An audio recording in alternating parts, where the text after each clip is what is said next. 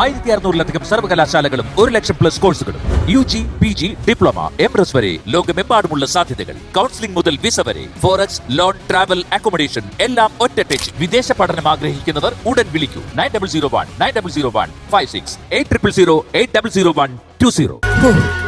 എനിക്ക് വയ്യ. ഞാൻ പറഞ്ഞു കേട്ടായിരുന്നു, പാലക്കാടിന്റെ സുന്ദരി. ചെലവുണ്ട് കേട്ടു. സുന്ദരിയല്ലേ?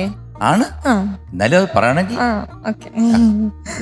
ഹലോ യെസ്, എന്താ നല്ല സുന്ദരി കുട്ടിയായിട്ടുണ്ടല്ലോ. Thank you.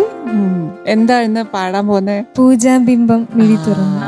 Beautiful song. ചേച്ചിയോട് എനിക്കൊരു 3 കഥയെ കുറിച്ച് പറയാനുണ്ട്. 3 കഥയോ? ഓക്കെ, കേക്കട്ടെ. ചേച്ചിയുടെ മൂവീസ് ഒക്കെ ഞാൻ നോക്കിയപ്പോ അതില് 3 മൂവീസിന്റെ പേരിന്റെ അവസാനം ഒരേ അക്ഷരം വെച്ചാണ് അവസാനിക്കുന്നത് പേര്. ആണോ?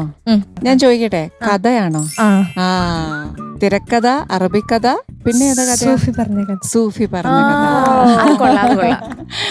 കൊള്ളാം. ഞാനും അത് ഇതുവരെ ആലോചിച്ചിട്ടില്ല, ഇപ്പൊ പറഞ്ഞപ്പോഴാണ് സ്ട്രൈക്ക് ചെയ്തത്. അതില് അറബിക്കഥ മരുഭൂമിയിൽ വെച്ചിട്ടാണല്ലോ ഷൂട്ട് ചെയ്തത്. അപ്പൊ അവിടുത്തെ ഒരു എക്സ്പീരിയൻസ് എന്തായിരുന്നു?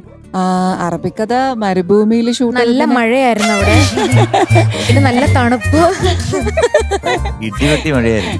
പിന്നെ ലോറി, കാറ്, ജീപ്പ് ഒക്കെ അല്ലെ ഇഷ്ടംപോലെ. ഏറ്റവും കൂടുതൽ സൈക്കിളായിരുന്നു. പിന്നെ നല്ല കളർഫുൾ ഡ്രസ് ഇട്ട പല ടൈപ്പ് ആൾക്കാര്. ഏതായാലും ഉത്തരമൊക്കെ പിന്നെ നല്ല നമുക്ക് എവിടെയെങ്കിലും കിട്ടാത്ത പാല് കുടിക്കാൻ പറ്റും. ഒട്ടകത്തിന്റെ പാലോ?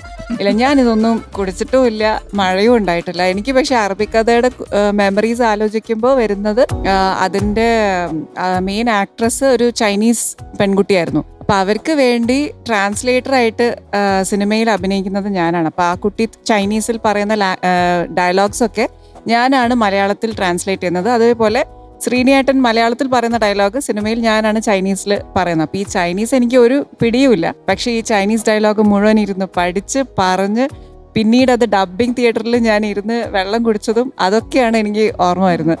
മരുഭൂമിയിൽ ഉണ്ടായിരുന്നു ഷൂട്ട്, പക്ഷെ മോസ്റ്റ് ഓഫ് ദ ടൈം ഞങ്ങൾ സിറ്റിയിൽ തന്നെയാണ് ഷൂട്ട് ചെയ്തത്. എന്നാലും സാൻഡ് സ്റ്റോം ഒക്കെ ഉണ്ടായിരുന്നു ഷൂട്ടിന്റെ ഇടയിൽ. ഒരുപാട് ബുദ്ധിമുട്ടുകളൊക്കെ ഉണ്ടായിരുന്നു. പക്ഷെ ഇപ്പൊ ആലോചിക്കുമ്പോൾ ഈ ചൈനീസ് പറഞ്ഞ മൊമെന്റ്സ് ആണ് എൻ്റെ മനസ്സിൽ ഏറ്റവും കൂടുതൽ നിൽക്കുന്നത്. ചൈനീസ് പറഞ്ഞപ്പോ വെള്ളം ഇറക്കുന്നു ഞാൻ, കാരണം ചില്ലി ചിക്കനും അതും ഫ്രൈഡ് റൈസും ഒരു ഓർമ്മ വന്ന്.